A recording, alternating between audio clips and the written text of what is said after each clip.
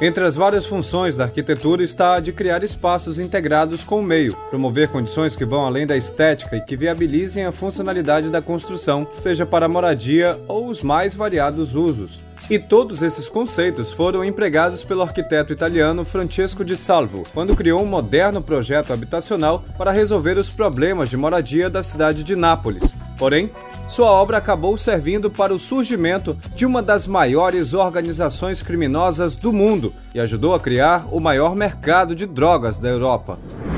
Como um projeto feito com boas ideias se converteu no centro de operações da máfia italiana? Foi somente a arquitetura que contribuiu ou teve outros fatores que também ajudaram nisso? Se você quer saber as respostas, preste atenção nesse vídeo, porque até o final vamos ampliar nosso conhecimento global sobre a Itália e os prédios da máfia em Nápoles. E se você se interessa por assuntos militares, inscreva-se no nosso canal Conhecimento Militar. O link está no primeiro comentário.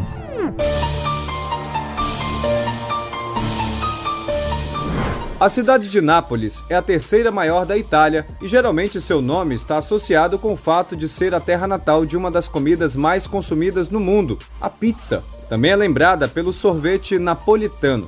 Mas hoje vamos falar de um outro símbolo dessa cidade, muito menos conhecido. Entretanto, se você assistiu à série Gomorra, existem grandes chances de você conhecer os prédios que ficaram conhecidos como As Velas. Para entender a construção desses prédios, vamos voltar um pouco no tempo, até a década de 60, quando a cidade passava por uma grave crise financeira e a pobreza atingia grande parte de sua população.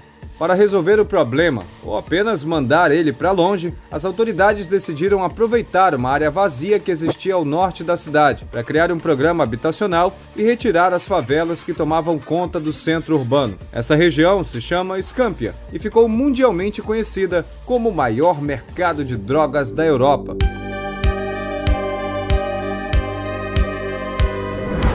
Para dar forma a um novo bairro, foi contratado o arquiteto italiano Francesco Di Salvo, que nesse momento já era um renomado profissional e havia ganhado prêmios por suas obras em conjuntos habitacionais construídos em outras cidades italianas. O arquiteto tinha várias ideias inovadoras para a época e um apreço por uma corrente arquitetônica alemã chamada Existenzminimum, que pregava otimizar e reduzir os espaços das casas para dimensões mínimas e criar mais áreas no entorno para o convívio e socialização, uma espécie de minimalismo arquitetônico. Com suas ideias e analisando as características de Nápoles, o arquiteto elaborou o projeto dos prédios que ficaram conhecidos como As Velas de Scampia. Os prédios acabaram ganhando esse apelido pela forma que possuíam, parecendo velas de barcos antigos.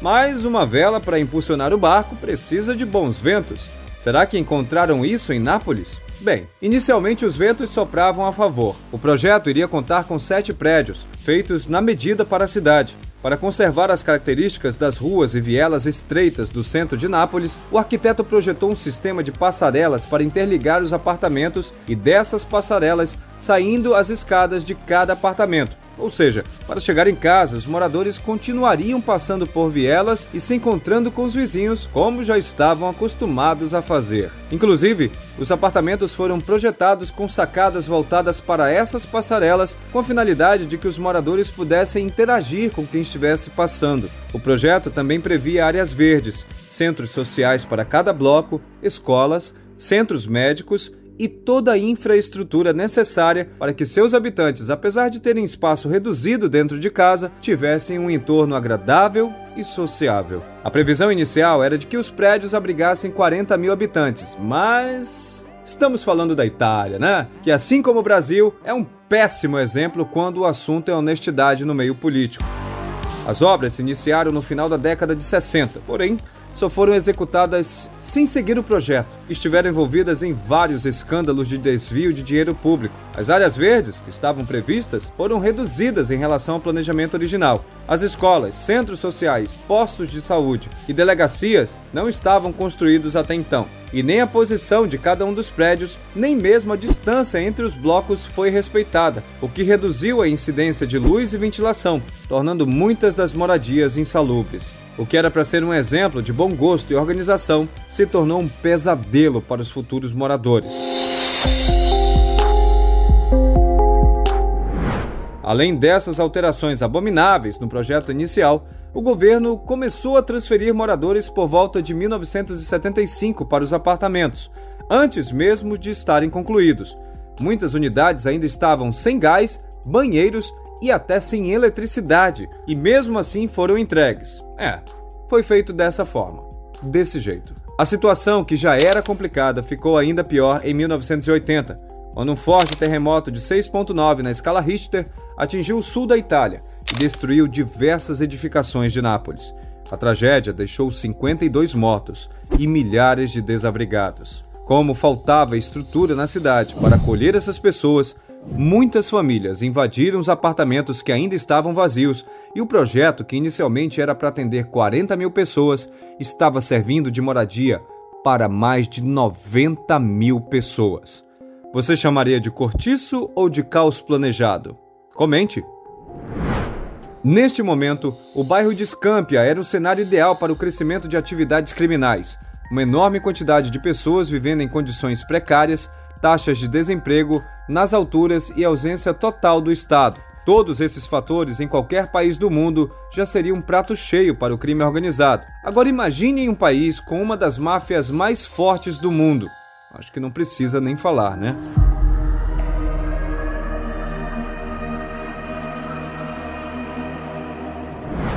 Foi ainda em 1980 que um mafioso que comandava as atividades no subúrbio de Nápoles, chamado Agnello La Monica, percebeu as vantagens que poderia tirar do projeto arquitetônico das velas. Suas passarelas, com milhares de ramificações, tornavam o lugar ideal para escapar de perseguições policiais.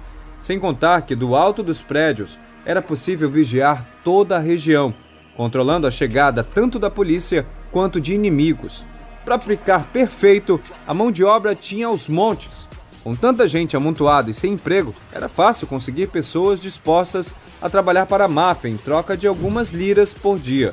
Assim, o mafioso, que pertencia ao clã da Irmandade Napolitana, começou a transformar Scampia. No princípio, ele dividiu o território entre seus capangas e começou a vender cigarro contrabandeado.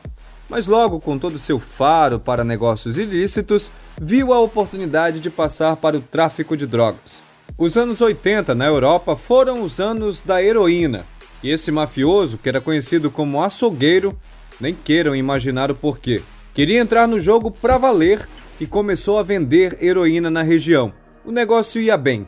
Já estavam movimentando toneladas de droga, porém seus homens queriam expandir os negócios e o açougueiro era contra.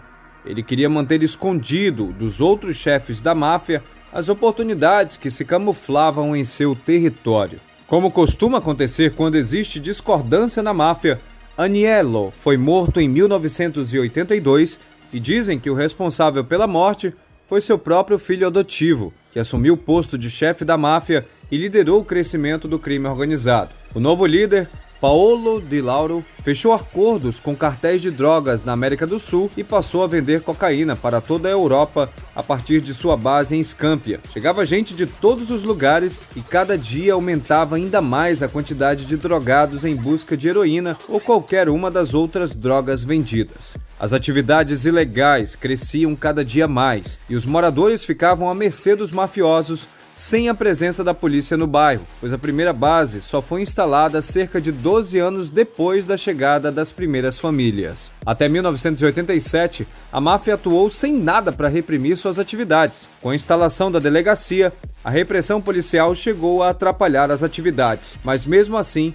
elas continuaram crescendo e os negócios prosperaram, até que logo começaram as disputas pelo controle da venda de drogas. Nos períodos críticos, todos os dias havia pelo menos um morto. Consciente dos erros cometidos e tentando resolver os problemas, o governo napolitano decidiu demolir os prédios. 4 torres já foram demolidas e mais 2 deverão ter o mesmo destino em breve, sendo que apenas uma delas deverá permanecer e será reformada para receber escritórios de órgãos públicos. Derrubar os prédios é praticamente culpá-los por tudo que aconteceu no lugar e eximir da culpa os políticos que alteraram o projeto, colocaram milhares de pessoas em um lugar sem escolas, sem nenhum centro de lazer e sem oportunidades de conseguir empregos. Lógico que a arquitetura dos prédios favoreceu a criminalidade, porém, um projeto semelhante foi executado na França e teve um destino completamente diferente, pois o governo local também teve atitudes diferentes, melhores